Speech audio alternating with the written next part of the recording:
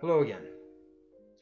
It's probable that anyone viewing this is as disgusted with this year's presidential election campaign as I am. It seems that our choice is analogous to a selection of either Caligula or Nero. Who do you want? There was another nasty election like this one way back in 1828. Back in the 19th century, Andrew Jackson defeated John Quincy Adams and became the very first Democrat president. There was just as much mudslinging in 1828 as what we're seeing this year. But one big difference. Back then, the press was far less one-sided. Oh, sure, there were newspapers that were clearly in Jackson's camp and others that were clearly promoting Adams. But both sets of dirty laundry were hung out in their ugly full glory. Yes, there was biased coverage, but both sides had their promoters and backers in the press who would spin the truth or completely ignore it. With a press that investigated and reported on both sides, the public had access to see everything in detail. Today we have a corrupt and biased media with an agenda that makes Orwell's Ministry of Truth look like Edward R. Murrow. Oh, yeah, there's some mention of the WikiLeaks revelations.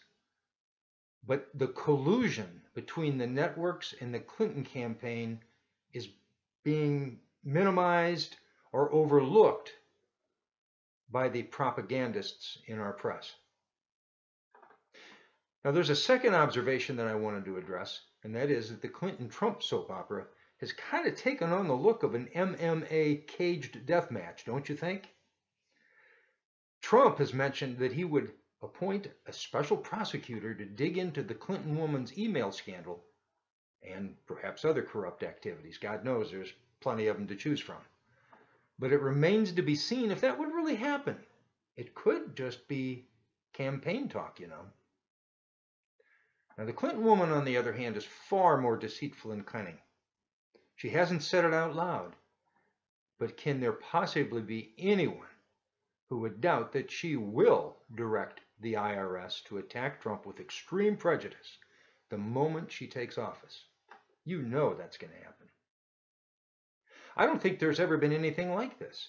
The winner will be rewarded with the office of the presidency and all that goes with it, and the loser will more likely be in deep, deep doo-doo.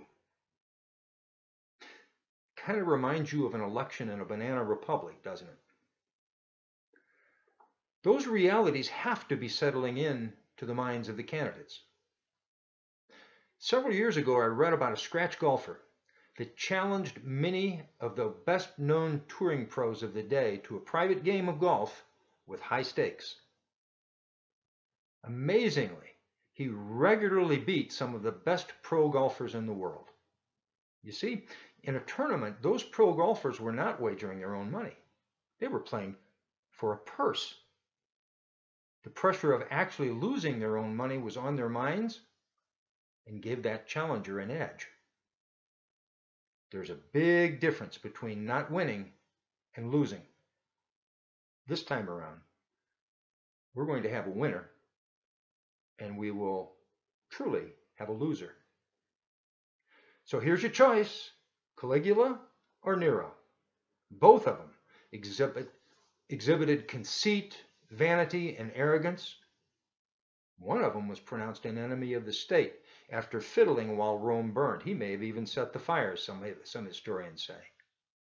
Nero, it seems, held the system that gave him his power and wealth in so much contempt that he put his own sick, selfish motives ahead of the welfare of the subjects. So you have a decision in front of you. Who will it be? For me, it seems obvious that one of the candidates is a pyromaniac, and she's holding a lit torch. Thanks for watching. Hope to see you again soon.